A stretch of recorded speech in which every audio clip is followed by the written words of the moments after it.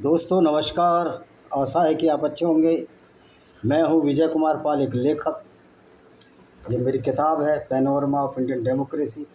किस तरह डेमोक्रेसी का मजाक हर पार्टी द्वारा बनाया जा रहा है और किस तरह हमारे नागरिकों को मजबूर किया जा रहा है कि गरीबी में जिए।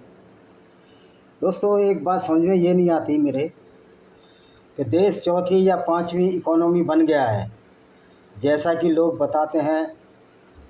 दिन रात तारीफ़ करने में कुछ चैनल थकते नहीं हैं। आप लोग ऐसा लगता है मान लो बिके हुए चैनल हैं। कोई कांग्रेस की तरफ बोल रहा है, कोई बीजेपी की तरफ बोल रहा है, कोई किसी और पार्टी की तरफ बोल रहा है। ऐसा लगता है ये चैनल बिकाऊ हैं, टिकाऊ नहीं हैं। तो सवाल उन्हीं चैनलों से है।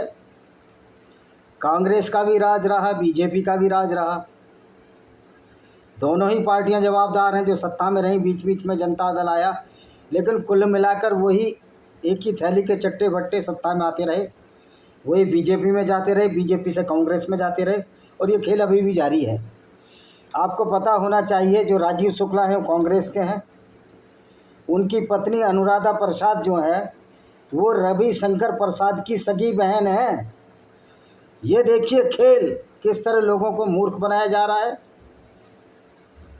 और चौथी अर्थव्यवस्था है या पांचवी है, जो भी है, पहली अमेरिका है, दूसरी चाइना है, तीसरी कौन सी है, जापान है, जर्मन है, अपनी पांचवी या चौथी जो भी समझिए है।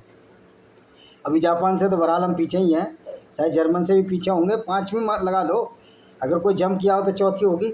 फिर भी इतने लोगों को 50-60 करोड़ लोगों को राशन फ्री में बांटना पड़ रहा है। 2.5 लाख रुपए आप उनके घर बनाने के लिए दे रहे हैं, उनके लैट्रिन बनाने के लिए दे रहे हैं, उनके बाथरूम बनाने के लिए ले रहे हैं। यानी कि आम आदमी की अभी परचेजिंग पावर यानी खरीदने की जो क्रय शक्ति है वो इतनी कम क्यों है, ये आपने कभी सोचा? और ये दोनों पार्टियों पर आरोप जाएगा, कांग्रेस बीजेपी दोनों पर। कोई हमारे रिश्तेदार नहीं है, ना ये मेरे मामा के लड़के ना ये फूफा के लड़के हैं। ये वही लोग हैं जो दोनों हाथों से गरीबों का पैसा लूट रहे हैं। और मज़े की बात है, उस पर एक अलग से वीडियो बनाऊंगा। 2004 से पहले जो नियुक्त हुए हैं उनको पेंशन नहीं मिलेगी, और 2004 के बाद 1 जनवरी रखा है, 2004 के बाद उनको पेंशन मिलेगी। यानी कि 2004 से पहले जो नियुक्त होते, जो सर्विस में आए थे, वो भूखे मरते रहें, और कुछ लोगों को पेंशन मिलेगी, कुछ लोगों को नहीं मिलेगी। ये सब मूर्खतापूर्ण बातें, इस पर पुनर्विचार करने की आवश्यकता है। मोदी जी, आप 56 इंच सीने का मालिक हैं। लोग कहते हैं या आपने कहा मुझे नहीं पता, लेकिन वास्तव में सच्चाई ये है कि जो भारतीय जनता पार्टी को बड़ी गलतफहमी हो गई है। ये भ्रम हो गया है कि हम हिंदुओं के रक्षक हैं। सही बात तो ये है कि हिंदुओं के रक्षक हिंदुओं की एकता है, और बीजेपी हिंदुओं पर आश्रित है। ये एक परजीवी पार्टी है जो सिर्फ हिंदुओं के वोट से पलती बढ़ती है। अगर काफिर एक हो जाएं, यानी कि गैर मुस्लिम हो जाएं, तो भारत में इस्लामिक आतंकवाद का मुकाबला किया जा सकता है। पर इसके लिए अपने हित छोड़ने पड़ेंगे, विश्व हित में फैसला लेना पड़ेगा। तो कोई इस्लाम कोई ऐसी बहुत बड़ी हमारे लिए चैलेंज तो है कि उसकी विचारधारा चैलेंज है। हमारे मुस्लिम भाई भी इस विचारधारा को ढंग से समझ नहीं पा रहे हैं। वो ऐसे व्यक्ति को अपने पैगंबर मानने लगे हैं जो काफिले लूटते थे और औरतों को बाज़ारों में बेच देते थे। तो लेकिन बीजेपी को ये भ्रम कैसे हो गया कि हम हिंदुओं की रक्षक हैं? अरे हिंदू आप वोट नहीं देंगे तो बीजेपी तो रसातल में चली जाएगी। बीजेपी की औकात या सामर्थ्य हिंदू धर्म के सामने क्या है, आप ये बताइए। और आज जो सच्चाई बात यह है कि बीजेपी ने हिंदू के लिए क्या किया है। आपने नौकरियां ख़त्म कर दी। जब तक आपका पेट भरेगा नहीं, आर्थिक रूप से मजबूत नहीं होगा कोई भी हिंदू, तो वो आपको वोट कैसे देगा? एक तरफ आप बात करते हैं कि हम चौथी या पांचवी अर्थव्यवस्था बनने जा रहे हैं, लेकिन बहुसंख्यक लोग अभी भी राशन पर जिंदा हैं।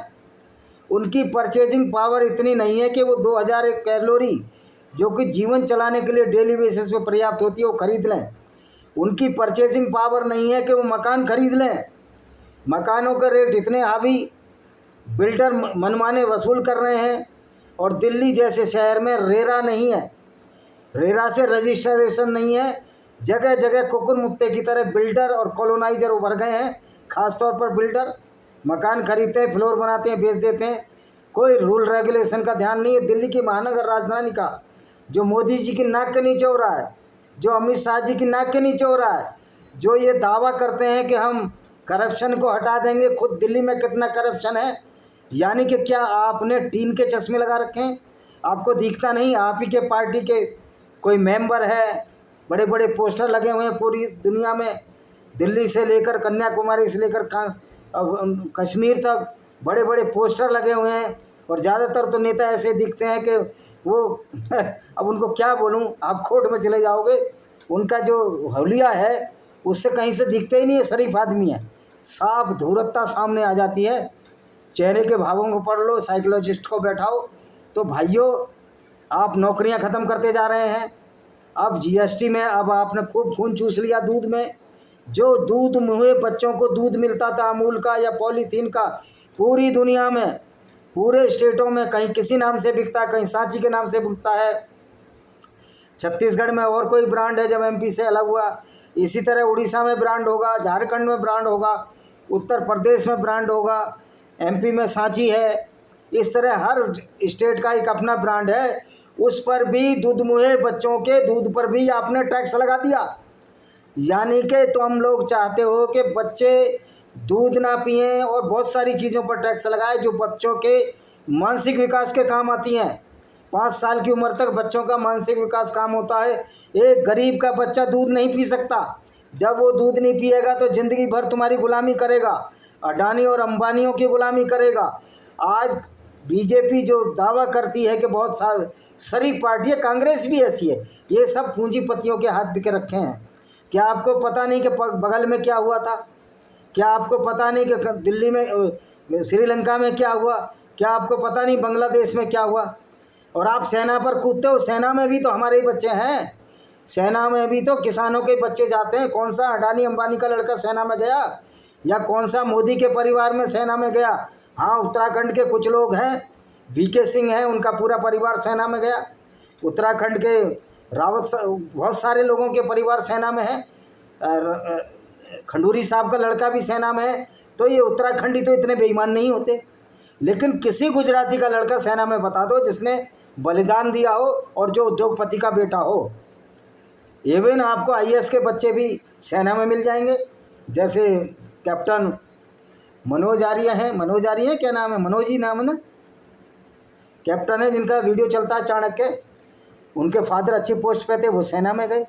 लेकिन किसी उद्योगपति का बेटा सेना में जाता है? ये सब यहीं गली कूचे में आम गरीबों का खून चूस रहे हैं। मकान बिल्डर बनाता है और उसकी पूरा खून चूस निकाल लेता है। इस पर आपका ध्यान नहीं जाता। पूरी दिल्ली में अवैध पार्किंग की भरमार है। कारें पार्किंग में खड़ी हैं, बच्चे खेलने के लिए तरस रहे हैं। और ये शुचिता और क्या स्वच्छता और शुचिता ला रहे हैं। ये शुचिता होती है? आप ही के मेंबर ज़्यादातर बिल्डर का काम कर रहे हैं, वही कभी कांग्रेस में घुस जाते हैं। तो दोनों पार्टियों की सह है। आपने पत्ता देखा जोकर, इधर भी मैं उधर भी मैं, सारे वही मोहरे घूम रहे हैं और पब्लिक परेशान है। पब्लिक भी बड़ी सहनशील है, मेरे की समझ में नहीं आती। अब एक राष्ट्रीय स्वयंसेवक संघ है जिसने मुस्लिम राष्ट्रीय मंच बनाया है। इस्लाम में उसकी मनाही है कि कुरान में साफ साफ लिखा है कि गैर मुस्लिम काफिरों को अपना मित्र मत बताओ।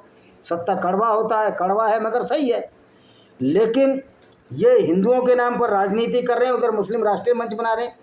मैं पूछता हूँ कि मोहन भागवत क्या अल्लाह की किताब कुरान से बड़े हैं? पैगम्बर मोहम्मद से बड़े? मुसलमानों के लिए, हमारे लिए तो ना अल्लाह बड़ा ना पैगम्बर मोहम्मद साहब बड़े। क्योंकि हम ऐसे व्यक्ति को आदर्श मान ही नहीं सकते जो गैर मुस्लिमों को लूटता रहा हो, ज़िंदगी भर काफिले लूटता रहा हो और 20% हिस्सा तो लेता रहा हो। लेकिन आप भी तो वही काम कर रहे हैं। आप भी कौन से अच्छे काम कर रहे हैं? मंदिरों की अभी भी लूट जारी है। सिर्फ हिंदू मंदिर ही टैक्स देते हैं। मोदी जी आपने क्या किया? 13-14 का साल काट लिए, 13-14 साल। हाँ, आपने कुछ काम अच्छे किए होंगे, निश्चित तौर पर धारा 370-25 से हटाई, मैं मानता हूँ। लेकिन क्या आपने लद्दाख को पूरा ऑटोनोमस दिया? आज सोमन वांगचुक उस पर आरोप लगाते हो चीनी एजेंट है। मैं कहता हूँ राहुल और सोनिया ने जो चीन से समझौता किया था, आप इनको अरेस्ट क्यों नहीं करते? क्योंकि आपकी मिली भगत है। कि कल को अगर हम राहुल को अरेस्ट करेंगे तो परसों मोदी जी को अरेस्ट करेंगे तो सत्ता बदल जाएगी।